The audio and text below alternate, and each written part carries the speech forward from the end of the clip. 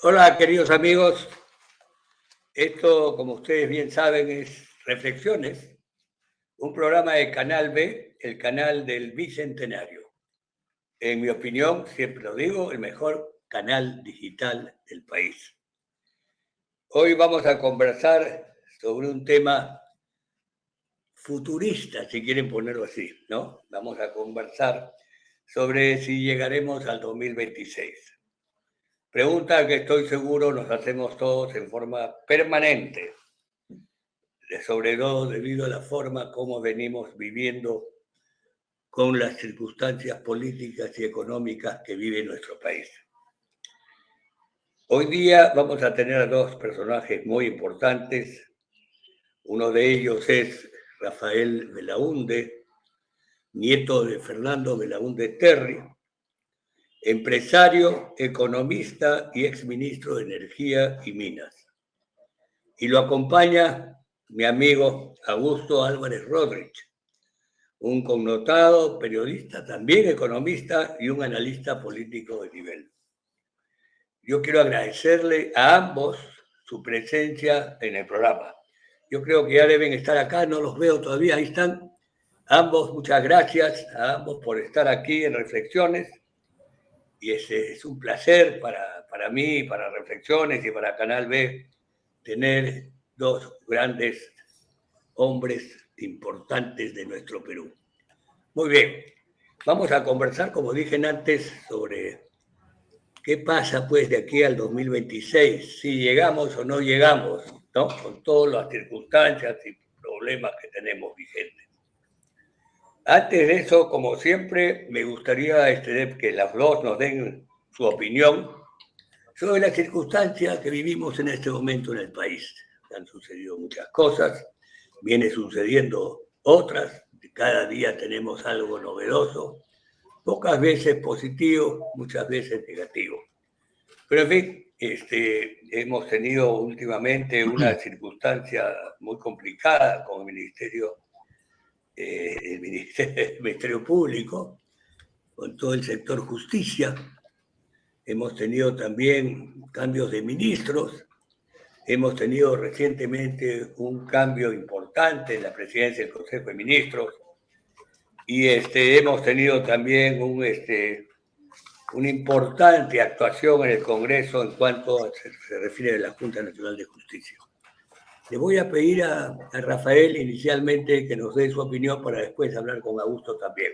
Esto es un conversatorio y de esa manera trataremos la reunión. Adelante, Rafael. A ver, ¿qué tal? Augusto, Pepe, gracias. ¿Qué tal, Rafa? Y yo creo que la situación es una situación pues de parálisis absoluta, ¿no? Y es de parálisis en la inversión, es de parálisis en el crecimiento, es, digamos, hasta que no contemos con un gobierno nuevo, con un mandato popular claro, con un proyecto que le plantee a los peruanos un proyecto de vida en común, hasta que no se reconcilie el sur andino con el gobierno central. Yo creo que el panorama es poco alentador, ¿no? Y eso es producto de algo que deberíamos de internalizar y aprender, que es que las elecciones traen consecuencias y estamos padeciéndolas pues ahora, ¿no? Muy bien. Y ¿cuál es tu opinión, Rafael, sobre lo que ha sucedido recientemente con referencia a la Junta Nacional de Justicia? A ver, con respecto a la Junta, yo causal, digamos, de falta grave para vacar a toda la Junta, yo la verdad no he visto, no creía que había, ¿no? Lo que ha habido es una pugna de facciones, ¿no? Estaba claro que la Junta quería tirarse abajo a la fiscal, que en retaliación el Congreso quería tirarse abajo a la Junta. que dentro de la misma fiscalía hay pugnas por el poder, y claro, y aparece un testimonio de un señor, pero el testimonio pues no sirve para unas cosas, no sirve para otras. Al final esto nos llama a la reflexión, digamos, es inaudito que este tema de la edad, ¿no? Para postular no haya sido bien redactado, ¿no? Porque si tú puedes postular a los 75 para un cargo que dura 5 años, pero a la vez no puedes ejercerlo si ya cumpliste 75, hay una incongruencia en cómo está planteado el sistema, ¿no?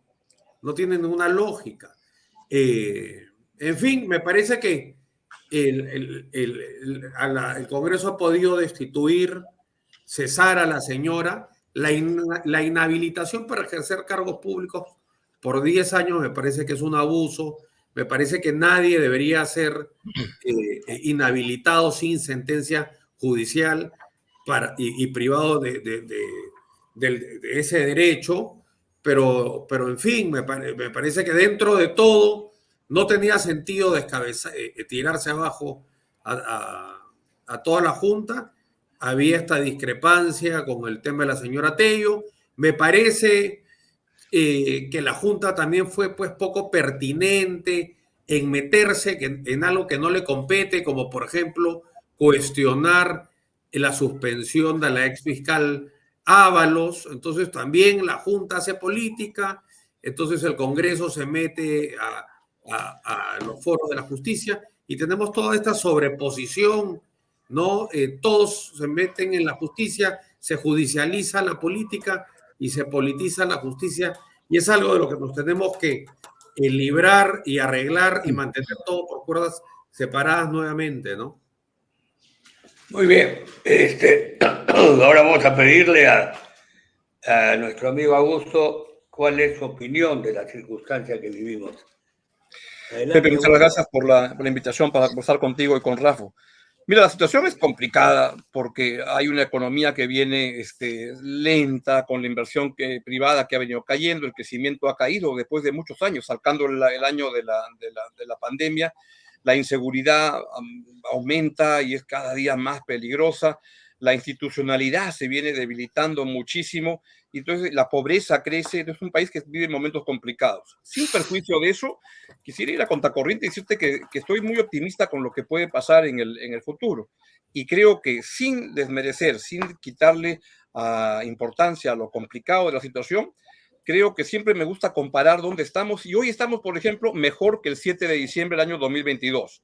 Creo que el presidente Castillo nos llevaba al abismo. Hoy en día hay un mal gobierno que viene viendo cómo sale adelante, pero que al menos nos estamos enrumbando hacia un proceso electoral del año 2026, donde esperaría que las cosas puedan cambiar. Y algunas noticias buenas en el camino. La economía comienza a moverse un poco, y enero, febrero y diciembre, enero y febrero han sido meses donde se percibe en las encuestas que hace Ipsos con apoyo consultoría un crecimiento de la confianza para invertir.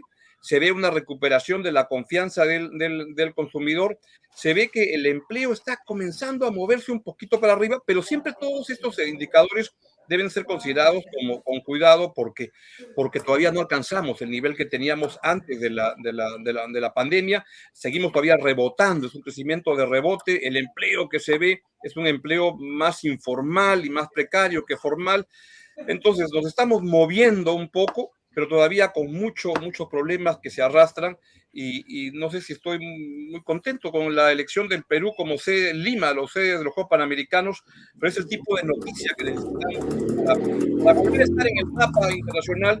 Y luego, cuando comparo, si quieren luego entramos a eso, pero comparo cómo está el barrio regional. El barrio no es que esté muy bien también. Chile, Argentina, Colombia, Brasil, donde lo veas, están con problemas. Entonces el Perú ahí está con problemas, pero moviéndose, y espero que con algo de optimismo lleguemos mejor al año 2026. Muy bien, yo quiero hacer un par de comentarios sobre lo que se ha mencionado. Uno de ellos es que en cuanto a la situación de la Junta Nacional de Justicia, yo creo que la actitud y el accionar de la señora Tello no es el más adecuado, más aún siendo una ciudadana en un puesto tan importante como la Junta Nacional de Justicia, debió pues renunciar sabiendo que la Constitución o whatever, la ley, implica y indica con mucha claridad los temas de la edad. Yo creo que fue una equivocación rotunda y yo creo que ella debió simple y llanamente cumplir con lo que se define la ley y renunciar en el momento adecuado. Pero en fin, en cuanto al tema que ha mencionado Augusto, evidentemente la situación más seria en este momento, aparte de todo lo que sucede alrededor del tema político, también es el tema económico. Tenemos nada menos y nada más que una recesión al medio del Perú que afecta a muchísima gente, cada vez la pobreza se aumenta, tenemos más problemas de salud serios, acabamos de tener 44 muertes en lo que es el tema del dengue, tenemos problemas en la educación, tenemos problemas en la infraestructura.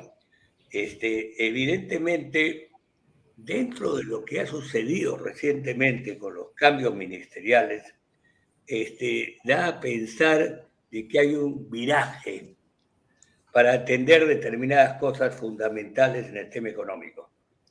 Ese viraje está referido a los 4 ministros nombrados, ¿no? Un ministro de Economía, que definitivamente piensa diferente a lo que pensaba el anterior, y es un hombre con muchísima más experiencia en el tema. Tenemos a un ministro de Energía y Minas, más identificado con el sector minero, que ya ha manifestado con mucha claridad la necesidad de poder atenderles a los temas y problemas mineros que existen, ¿no? Que son evidentes. Ha hablado de Yamaní, ha hablado de Conga, ha hablado de muchos otros. Y está dirigido justamente a destrabar, si ha mencionado, las circunstancias que impiden que esos proyectos mineros, que generan pues una tranquilidad económica fundamental en cuanto a que se refiere que es uno de los ingresos, o el ingreso más importante que tiene el Perú en el tema económico. Y finalmente, también el ministro de Defensa, que es un magnífico profesional del ejército, ha sido comandante general del ejército, y es un hombre con muchísima presencia en cuanto se refiere a las necesidades de las Fuerzas Armadas y la policía, que hoy día están dejadas de lado y que requieren y necesitan ellos todos los aportes necesarios para poder desarrollar su actividad fundamental y prioritaria, sobre todo teniendo entendido de las circunstancias que vivimos en cuanto a la inseguridad ciudadana. Muy bien. Entonces, después de dicho todo esto, yo quisiera regresar con Rafael. Pepe, pero me permites, yo quisiera reclamar mi derecho a opinar sobre la Junta Nacional de Justicia. Todo lo que quieras. Cada uno tiene derecho. Yo no soy ningún hincha de la Junta Nacional de Justicia. Creo que 4 años después de que se creó, no tenemos mejores jueces ni mejores fiscales en el país. Pero eso no creo que lleva a pensar que el Congreso podía hacer lo que podía hacer, porque no creo que el Congreso quiere mejorar la Junta Nacional de Justicia, sino que quiere controlarla para politizarla. Y que es el problema gravísimo en el Perú, que es usar la justicia, Poder Judicial, Fiscalía, la Junta Nacional de Justicia, las autoridades electorales, para manejarla políticamente, y eso creo que está muy mal. Entonces, no soy hincha de la Junta Nacional de Justicia, tampoco soy hincha de un Congreso que creo que quiere bajarse a la Junta por razones subalternas y políticas. Muy bien. ¿Tú quieres agregar algo también, Rafael? No. No, digamos, en el plano económico no comparto el entusiasmo de Augusto. Creo que no va a haber, no se va a reactivar la inversión con tanta incertidumbre y sin un gobierno con un mandato popular claro, ¿no? Entonces, yo creo que un poco vamos a estar sobreviviendo. En fin, seremos pues 1.5, 2, que en términos per cápita es de crecer, y se va a seguir embalsando las expectativas, y por eso es importante que cuando llegue un gobierno nuevo, este gobierno tenga un plan muy claro y un poder de acción muy diligente, ¿no? Eso Eso sería lo único. Yo comparto lo que tú dices, Rafa, ¿eh? Comparto que la cosa no viene lenta, pero creo que este año crecemos más al 3% por rebote. O sea, no hay grandes proyectos nuevos, es por rebote que se está dando eso, pero al menos no estamos peor que antes. Bueno, pero estamos mal, no estamos peor que antes, pero no estamos bien. Seguimos en una situación, en una circunstancia realmente complicada. Pero quiero agregar algo más, ¿no? La justicia que además ha mencionado también algo, tengo entendido que Augusto, la justicia de Perú acaban de evitar, la Fiscalía de la Nación acaba de pedir que no salga del país durante 36 meses a la señora Villarán. Y sin embargo, la justicia ha decidido que sí puede salir la señora Villarán y muchas otras personas involucradas en el tema tan serio que ha habido en la Municipalidad de Lima en relación a esta circunstancia. Agregado esto, tenemos al señor Vizcarra también libre, mientras que tenemos a los otros dos también metidos, dos amigos de él, que están en detención, no es oficial, hasta 36 meses, ¿no? Entonces, estamos también con una justicia complicada. Y dentro de esto, dentro del Ministerio Público, dentro de la justicia misma, dentro de la Junta Nacional de Justicia existe toda esta actitud realmente pasiva en poder realmente y definitivamente arreglar la circunstancia que tan importante es para cualquier país, que es el tema de la justicia. ¿Ibas a decir algo, Rafael? No, lo que decía es que el Perú, los términos de intercambio, ¿no? Es decir, el precio de los metales que exportamos, de la fruta que vendemos al resto del mundo, en relación a las cosas que importamos, bueno, eso está muy bien, ¿no? Si otro fuese el escenario, si tuviésemos un gobierno pues sólido, con ideas medianamente claras respecto a la inversión, respecto a la separación de poderes, el Perú debería estar creciendo pues al 4 o 5%, ¿no? Digamos, en los periodos de escaso crecimiento en el Perú han estado asociados siempre, o por lo general, a un choque externo, ¿no?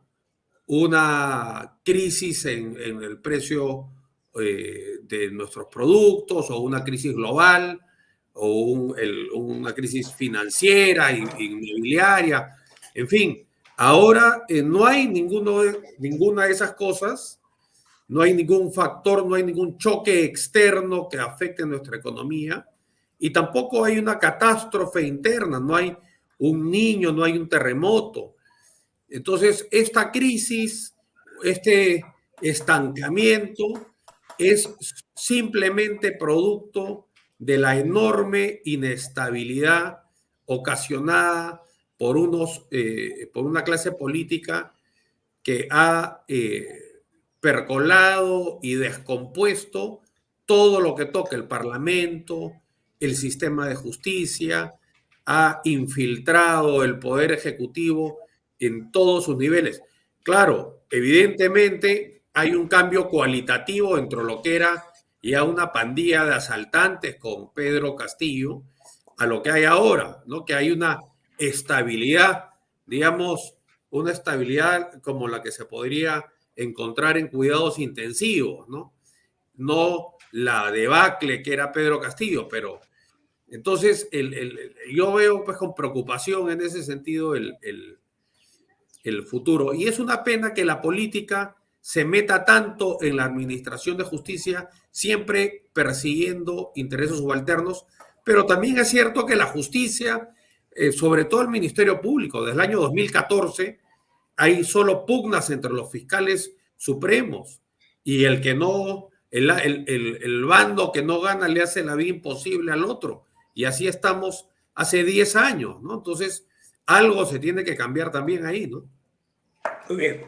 ¿Qué dices tú sobre eso, Augusto? Pues Que mira rápidamente, que la justicia es un lastre muy importante, que simplemente de hace tantos años, décadas, es simplemente un espacio para que los partidos políticos se dedican a controlar la justicia. Antes era el APRA el que dominaba la justicia, fueron cambiándose, se pasaron del APRA, fujimorismo, caviar, etcétera, pero nunca se ha pensado en hacer lo que se debe hacer, tener una buena justicia para que gane el que tiene la razón, sino que buscan cómo controlan parcelas de poder en la justicia para creer que así arreglan y así hacen que sus partidos sean más sexys ante la opinión pública, destruyendo al enemigo, metiendo preso al que no le gusta, favoreciéndose ellos, y cuando llegan al poder roban y para que no les pase nada. ¿Cómo se hace esa nueva justicia que tú dices? Porque eso lo hemos conversado muchas veces en este programa y realmente no hemos conseguido poder establecer la manera y la forma que se pueda reestructurar la justicia. Aparentemente son poderes, muchos dicen que son poderes diferentes, autónomos, y que no hay injerencia para como tú has mencionado antes, al Congreso de la República. Pues el Congreso de la República el que debería buscar esa reestructuración. ¿Quién es? ¿Cómo es? ¿Cómo conseguimos esa reestructuración, Augusto? Yo no lo sé. Lo que sí te puedo decir es que creo que no es como creen la derecha ultra, el almirante Montoya metiéndole cañonazos al Ministerio Público para destruirlo y empezar de nuevo. Ni es como cree el otro sector, el de la izquierda más radical o la izquierda, que lo que cree que es defendiendo como sea a los fiscales, por ejemplo, los fiscales Lava Jato que han embromado al país, que han pervertido el uso de la justicia y que a 7 años después no pasa nada. Y entonces se han dedicado a politizar la justicia. Creo que derecha e izquierda quieren politizar la justicia en el Perú y no es así como se debe hacer. No tenemos, hasta ahora no hemos visto el famoso acuerdo con Odebrecht. Creo que son momentos en que definitivamente la ciudadanía tiene que conocer ese acuerdo. ¿Qué piensas tú, Rafael? Me parece el capítulo de Odebrecht en el Perú va a pasar a la historia como uno de los capítulos más lamentables en el sistema de administración de justicia, ¿no? Porque a esta empresa se le permitió sacar todo su dinero del Perú, a sus funcionarios se les permitió sacar su dinero personal, se les dio, digamos, impunidad absoluta, ¿no? A cambio de nada. Y lo que llama la atención es que esto contrasta con el modo que operaban estos fiscales en los demás casos, porque estos fiscales y los jueces que han visto este tema han sido pues muy caneros, ¿no? Era, te meto preso a tu mujer y después, si te adhieres a la tesis nuestra, bueno, tramito tu libertad. Bueno, eso no se hizo con los funcionarios de Odebrecht, ¿no? A los funcionarios de Odebrecht no se les dio una orden de detención, no se les congelaron sus cuentas y contra la colaboración negociaron su salida. Acá no fue así. Acá lo dejaron que se vayan, que se lleven su plata y después fueron a pedirles que por favor colaboren con la justicia. Entonces, ahí hay una incongruencia en el accionar, ¿no? Y es una especie, en Estados Unidos hay esta ley contra el crimen organizado, ¿no? La ley RICO, en función de la cual los subalternos delatan a los jefes. Pero acá lo que ha ocurrido es que le han dado impunidad a los jefes a cambio de que delaten a los subalternos, ¿no? Entonces, el hecho concreto es que ningún pez gordo está sirviendo un día de cárcel después de que el Club de la Construcción ha desfalcado al Perú, ¿no? Entonces, allá hay la ley rico y acá la ley es hay que rico. Hay que rico. Augusto, que lo que has dicho, pues, Rafael, es importante.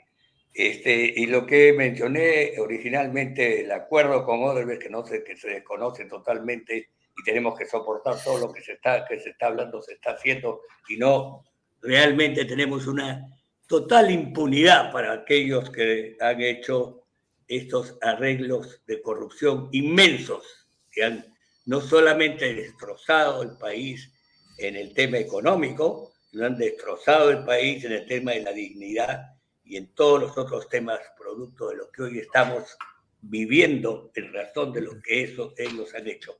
¿Qué dices tú, Augusto? Pues, ¿qué es lo que está pasando ahora? No somos el único país de la región con esos problemas. Hay un muy buen artículo en el The Economist de esta semana sobre el retroceso de la lucha anticorrupción en la región en general.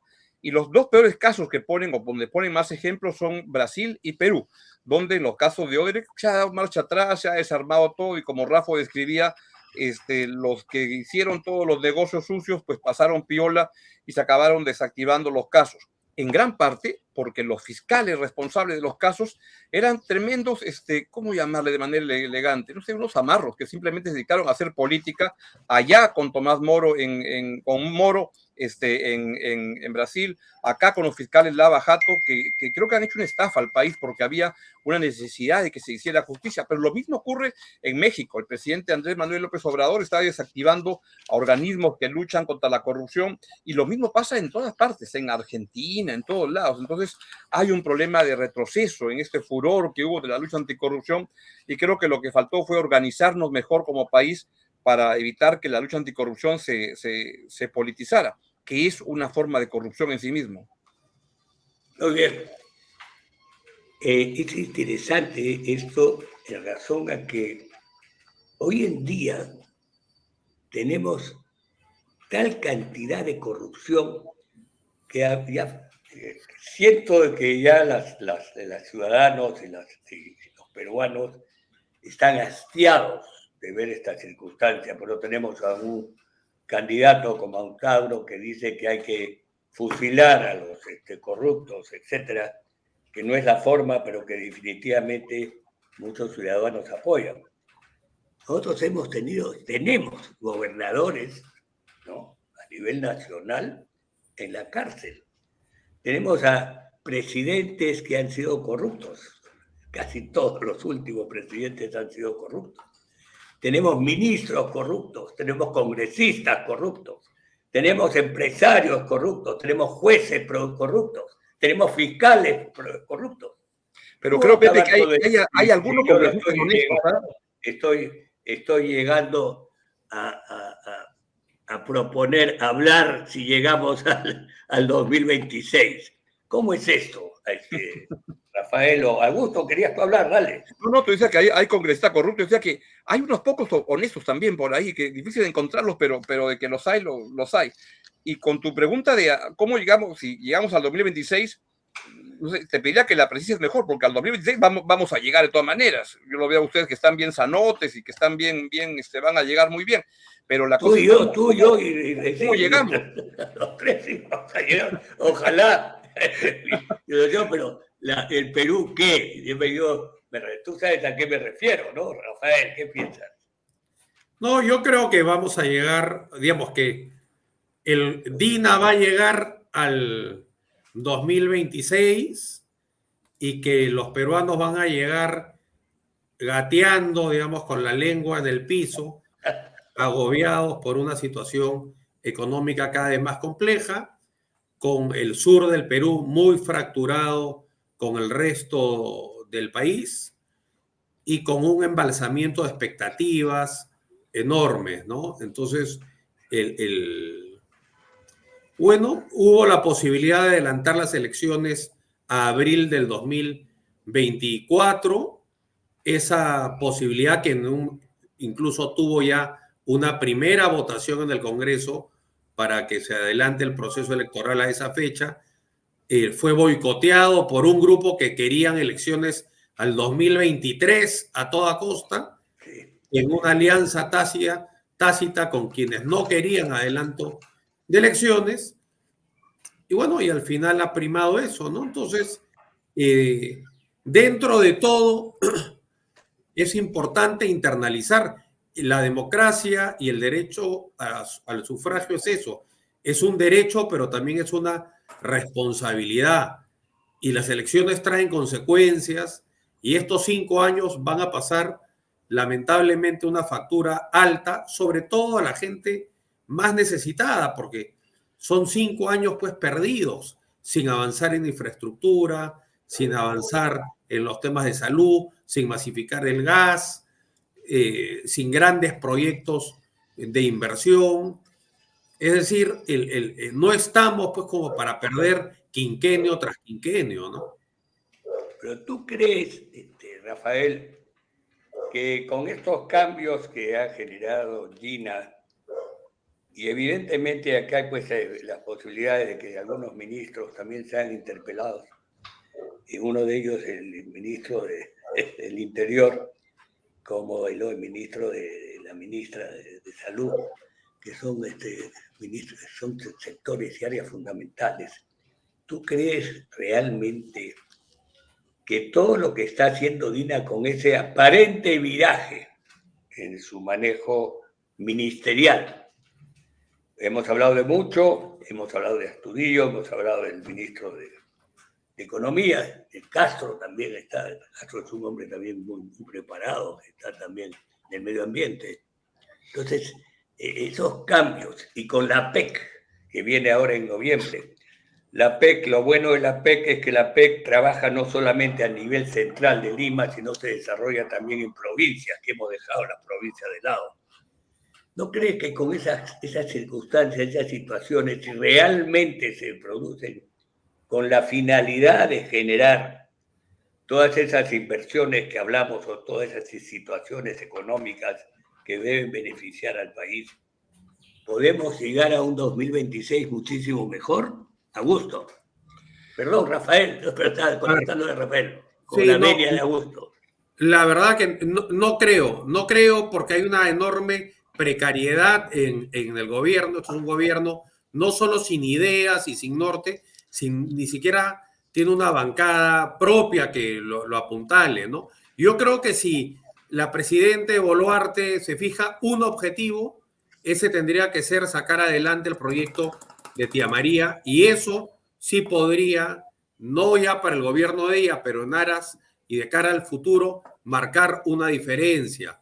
Porque si se pudiese sacar adelante Tía María, quedaría demostrado que es perfectamente compatible la actividad agrícola con la ejecución de un proyecto minero de gran envergadura, cosa que no se ha podido comprobar porque siempre que ha habido la disputa o la duda entre el agro y la mina, los proyectos mineros no se han hecho, a pesar de que en el resto del mundo se hacen y sin ningún problema. Entonces, si se pudiese sacar adelante Tía María, tendría una importancia no solo por la enorme inversión que Tía María implica y la producción cuprífera que va a generar, sino porque desmantelaría el argumento para Conga, por ejemplo, o para el Cerro Quilich, o para Majás y todos los proyectos cupríferos que se han ido quedando en el camino. Entonces, ese sí podría ser un aporte para lo que el gobierno tendría que centrarse.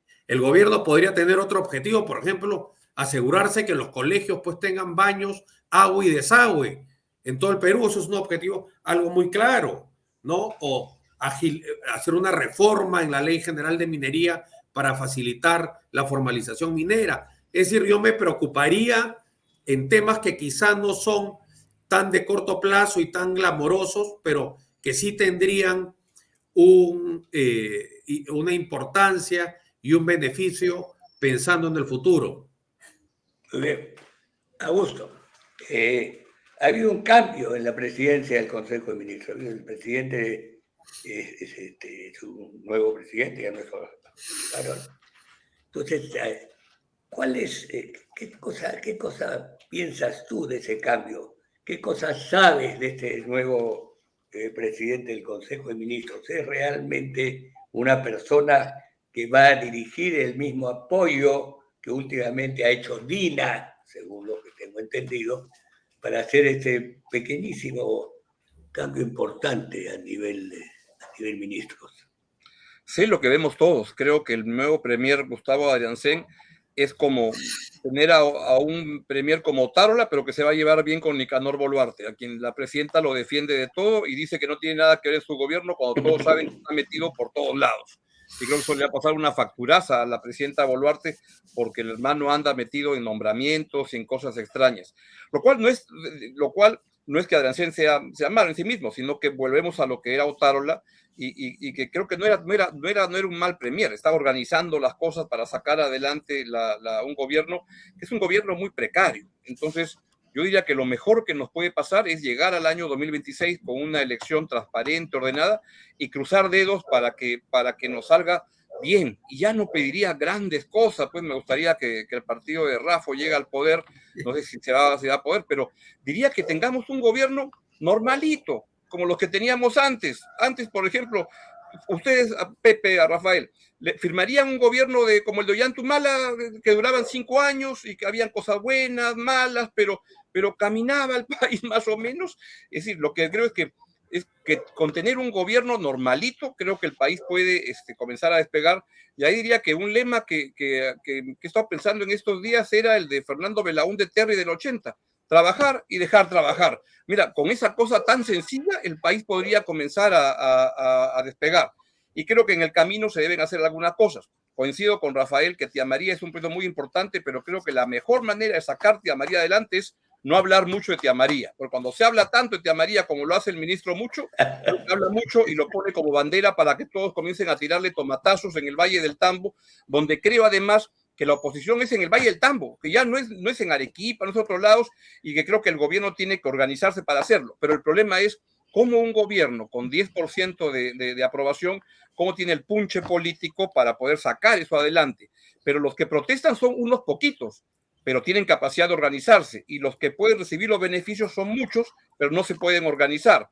Es decir, entonces yo no se me ocurre la marcha, que ojalá hubiera la marcha para que se haga, Tía María, ya de una vez, carajo, ya, esa marcha debería haber, pero no se organizan. En cambio, los que se oponen sí son más poquitos, pero si se habla mucho de Tía María, creo que no va a salir Tía María, que ojalá saliera. Muy bien. Viniéndose el 2026, ¿cómo ven ustedes qué tipo de gobierno deberíamos estar buscando para hacer un cambio importante en este país? Rafael.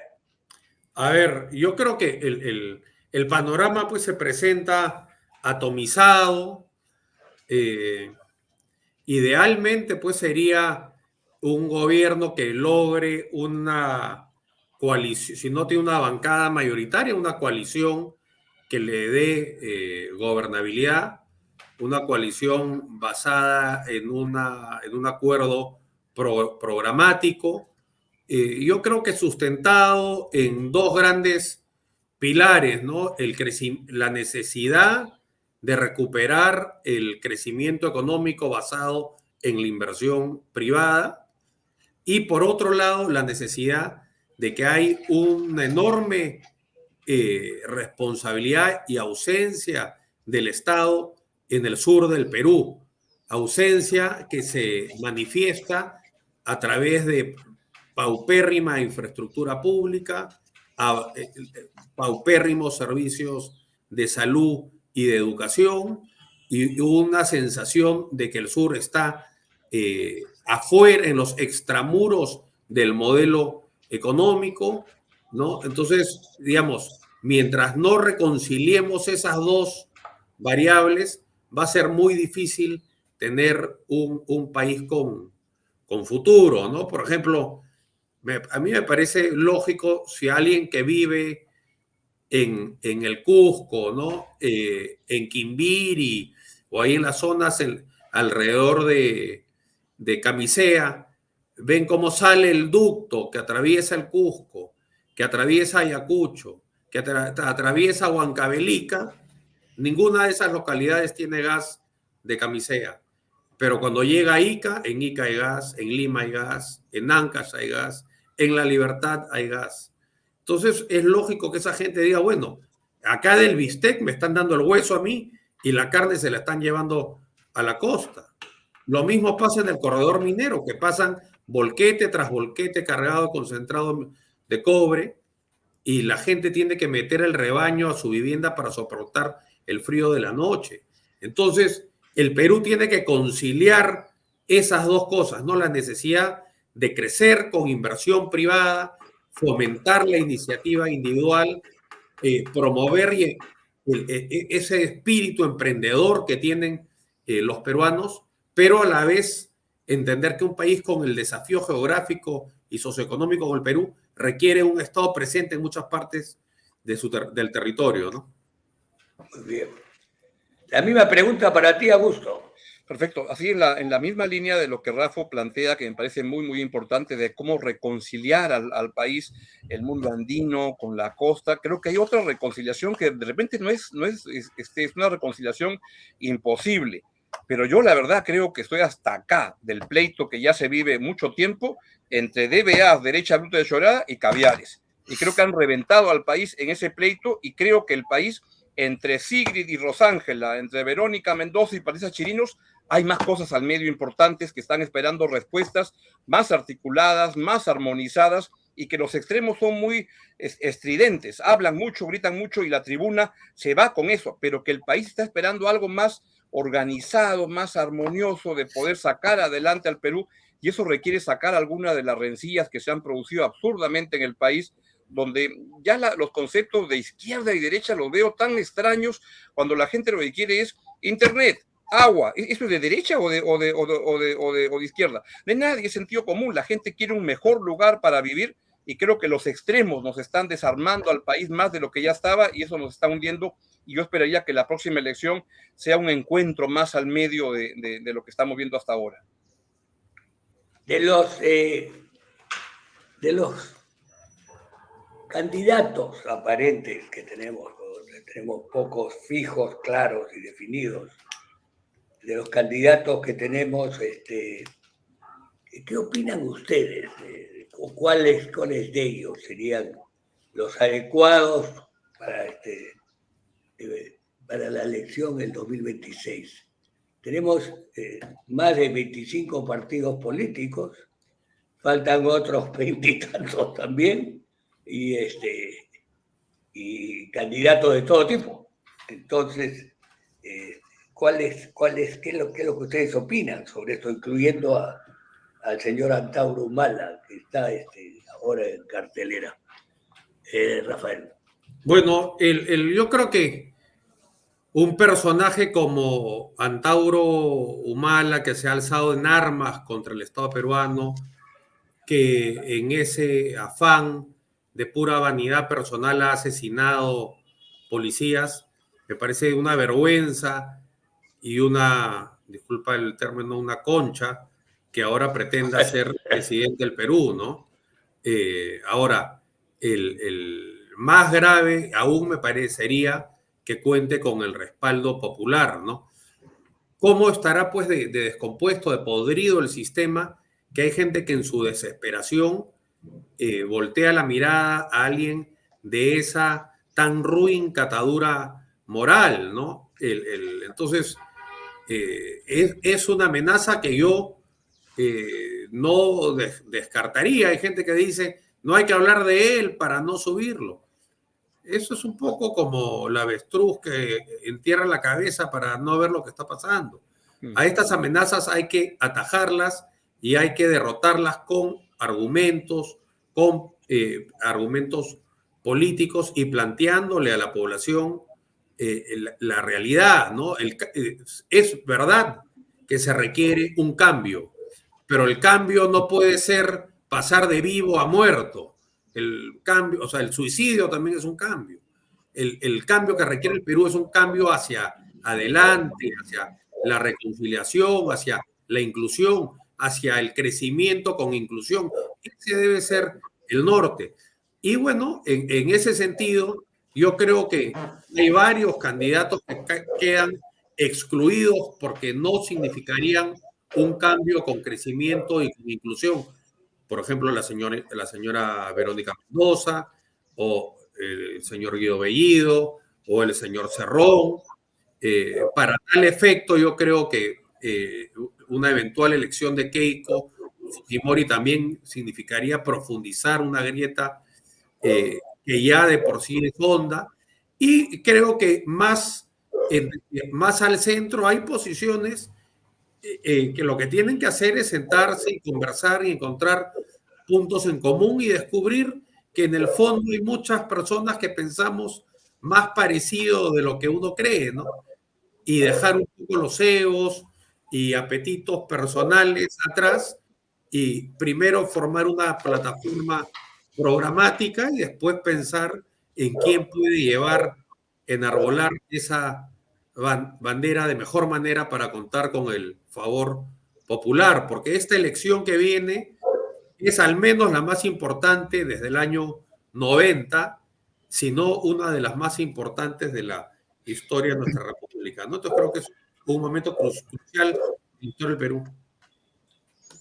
Ya, y tú no estabas candidateando o tienes un partido político, no sé, que te he visto Eso lo algunas quiero veces. Nosotros tenemos un partido, sí, está inscrito, es Libertad Popular, yo soy el presidente del partido y, en fin, estamos desplegando pues nuestras actividades partidarias, pero yo creo que sí hay que buscar consensos, acuerdos, sin puntos, sin prerequisitos previos, ¿no? Y después se verá quién es el candidato. Yo creo que lo importante es entenderse entre quienes pensamos más parecido y ver si se puede armar un esfuerzo pues, de base más amplia, ¿no? Eso estoy de acuerdo, yo después voy a intervenir a decirte qué cosas pienso sobre lo que se llamó en un momento un frente democrático, una unificación, bueno, en fin. Pero quiero pasarle a Augusto. Augusto, yo quiero recordarles a ambos que tenemos pues hablando de Antauro Humala, tenemos pues un país bien complicado, ¿no? Tenemos una pobreza en crecimiento, tenemos muerte, tenemos enfermedades, tenemos muchas cosas más que suceden, tenemos una falta educativa, no tenemos buenas ni siquiera carreteras o buenas pistas para llegar a determinados sitios lejanos del país, donde los chicos tienen que ir al colegio caminando kilómetros. Tenemos muchísimas cosas que se tienen que atender. Que tú has dicho algo muy importante, que es el mundo andino con el mundo que vivimos nosotros. Pues no solamente el mundo andino, hay una separación, en mi opinión, de lo que es la centralización de Lima con el resto de la región, con una regionalización deplorable hecha por Toledo. Pero en fin, Augusto, ¿qué quieres tú decir sobre lo que ha mencionado, lo que le he preguntado a Rafael? Bueno, que lo que pasa del Perú es que ante la pérdida de partidos fuertes, grandes, deberíamos tener, en vez de 28, 30 partidos, 3, 4, 5 partidos básicos. Cuando era más pequeño, pues yo comencé a ver la política, eran la izquierda, el APRA, el PPC y Acción Popular. Esto era como que antes había helado de fresa, vainilla y chocolate, no había más. La democracia cristiana también. Claro, la democracia cristiana. Pero esto ya es una cosa muy, muy grande y entonces en ese contexto cualquiera puede ganar la elección. Creo que el fujimorismo tiene la fuerza, espacio para seguir siendo un actor político importante. Me parece que Alberto Fujimori no va a ser candidato, pero sí le va a dar un empujón a esa. Así es. Si Alberto Fujimori candidatea como al Senado, creo que arrastra votos. Y si luego se pelea con la hija, va a generar más votos todavía. Pero todo puede ocurrir. De repente se pelea con la hija y acaba siendo la plancha que puede armar Acuña como candidato, vicepresidente claro. Alberto Fujimori y la segunda vicepresidenta doña Peta. Podría ocurrir y esa cosa puede ser muy, muy, muy potente. Lo que quiero decir con estas bromas es que todo puede ocurrir. Lo peor que creo que podría ocurrir es que tengamos la versión 2.0 del año 2021, que tengamos Antauro contra Keiko Fujimori. Y en ese caso decimos, Dios mío, ¿qué estaremos pagando los peruanos? Pero de repente podemos tener algo más organizado y mejor puesto y ver que partidos nuevos como el de Rafael, que entren en política de centro-derecha, centro-izquierda, que encuentren puntos de encuentro, que encuentren dónde están los nexos por resolver, que creo que no son tan lejanos como las posiciones de los partidos hoy en día o de muchos políticos son de extremos. Las redes se dividen en los extremos, pero la mayoría parte de la gente estamos al medio, mirando este desorden tan grande y esperando que las soluciones, o creyendo que las soluciones son más sencillas y que son de educación, agua, salud, interconectividad, desarrollar los proyectos mineros, desarrollar los proyectos que el Perú puede desarrollar, que eso ya en este momento yo no lo veo tan de izquierda ni derecha, sino hagamos 20 años, 15 años de sentido común y después otra vez volvemos a pelearnos por la derecha y la izquierda. Pero como no es muy claro, creo que hay que cruzar los dedos a que tengamos que las opciones más sensatas lleguen el año 2026 con las mejores opciones. Muy bien. Sobre ese tema, yo soy de los que creen y de los que vienen trabajando también dentro de mis posibilidades, con los límites propios de la edad, en buscar frentes democráticos donde se puedan unir todos aquellos que somos demócratas y creemos en la libertad. Revisando los temas de lo que realmente se requiere en el país, quienes son los que deciden eso son los votantes. Y la gran mayoría de los votantes de este país están en la situación que acabo de mencionar. El alto porcentaje de nuestros ciudadanos vive en esas circunstancias sumamente complicadas de vida. Y esto no es para ellos no es un tema ni de izquierda, ni de derecha, ni de centro. Es un tema de lo que tienes que comer todos los días, del agua, de la electricidad, del colegio, de la educación, de la salud. Entonces, el tema, en el fondo, quienes votan, la gran mayoría de los votantes están dentro de ese grupo, dentro de esa área. ¿No piensas tú igual, Rafael, que tu partido piensa así? Bueno, a ver, lo que ocurre es, lo que se le tiene que devolver a la ciudadanía es la proyección o la visión de un país que tiene futuro, ¿no? No un país en el que nuestros hijos o nosotros mismos nos vamos a tener que ir a buscar nuestro porvenir en otras latitudes.